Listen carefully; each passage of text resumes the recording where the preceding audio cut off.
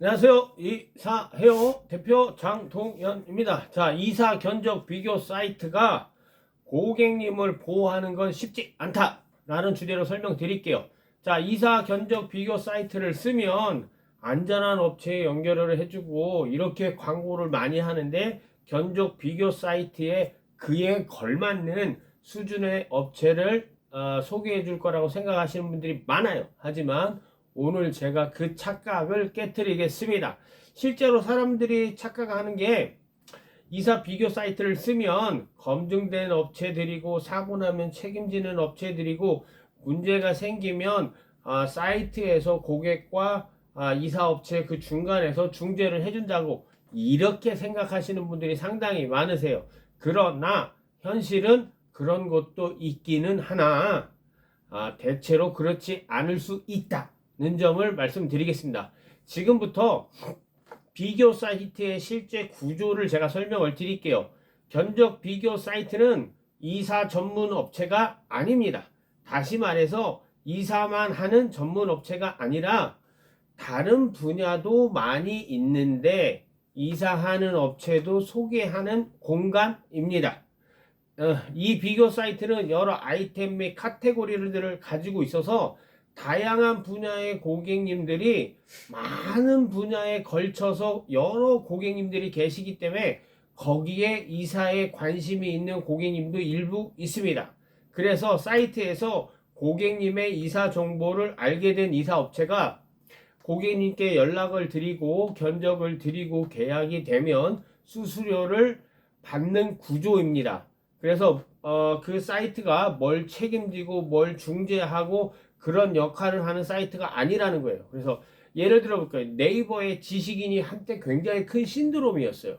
거기에 내가 몇 년 몇 월 며칠에 이사를 하는데 이사 잘하는 업체 좀 소개시켜 주세요. 이렇게 글을 쓰면 댓글들이 쫙 달립니다. 그런데 거기서 계약해서 어떤 문제가 생겨서 사고가 나면 네이버에서 이사업체와 그 고객이 서로 뭐 분쟁을 하는데 중재를 해주나요? 그렇지 않습니다. 네이버는 절대 그런 역할을 해주지 않고 공간만 제공해주는 그런 역할을 할 뿐입니다. 아시겠죠? 절대로 고객님들이 생각하는 그런 역할까지는 하지 않습니다. 견적 비교 사이트는 쉽게 생각하면 규모가 큰 인터넷 카페, 예전에 많이 활동하셨잖아요. 인터넷 카페라고 생각하시면 돼요. 카페 안에 여러 가지 카테고리들이 있는데 이사라는 작은 카테고리에서 서로가 계약을 하고 이사를 하게 되는 거죠. 카페는 단지 그런 공간만 제공해 주는 거고요. 고객님들이 생각하시는 역할과는 차이가 있습니다. 아무리 그래도 문제되는 업체가 왜 없어지지 않고 계속 그렇게 있을 수 있는지 우리 고객님도 궁금하실 텐데 답변 드릴게요.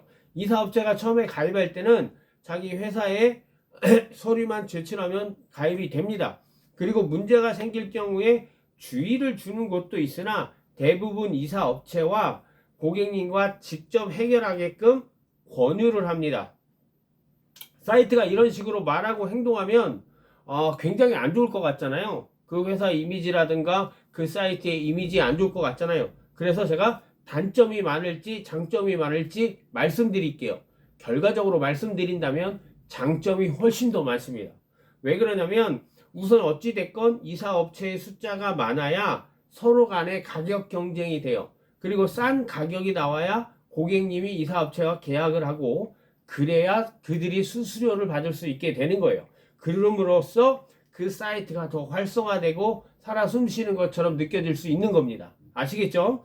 그리고 이제 너무 사고가 많은 업체에서 너무 막 그 사이트에서 막 스트레스 받을 정도로 문제가 많이 있는 업체예요. 그래서 이 업체를 퇴출시켰어요. 잘랐어요. 근데 이 업체가 회사 이름을 바꿨어요. 아니면 이 업체가 다른 업체 회사 이름을 빌려서 다시 가입을 해요. 그러면 이 사이트에서 이 사람이 다른 사람인지 똑같은 사람인지 알 수 있을까요? 없어요. 없어요.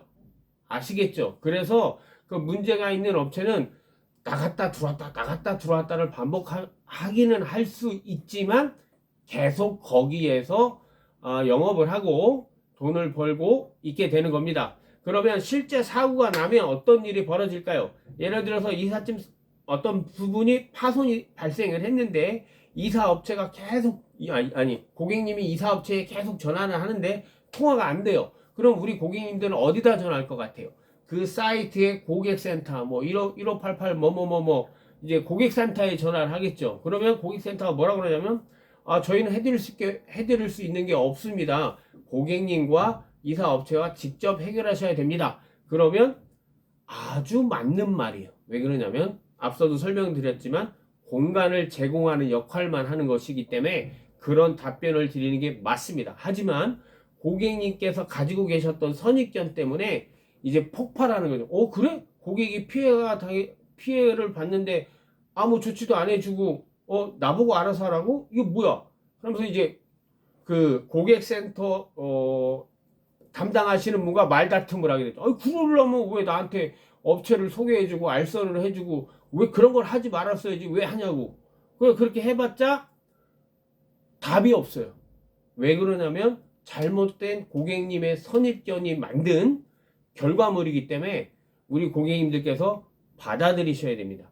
그런데 더 무서운 거는 그런 시스템의 피해를 고객님만 보는 게 아니에요.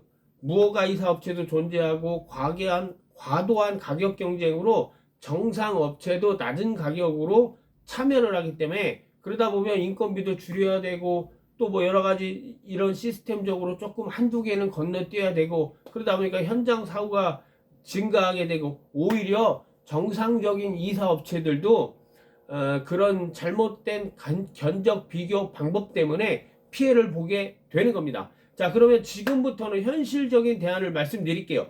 견적 비교 사이트 쓰셔도 됩니다. 계약서에 업체 실명 확인하시고 허가 업체 등록 여부 확인하시고 계약서에 파손 시 책임 및 보상 처리 내용이 기입되어 있으면 괜찮습니다. 플랫폼은 어디까지나 정보를 공유하는 공간입니다.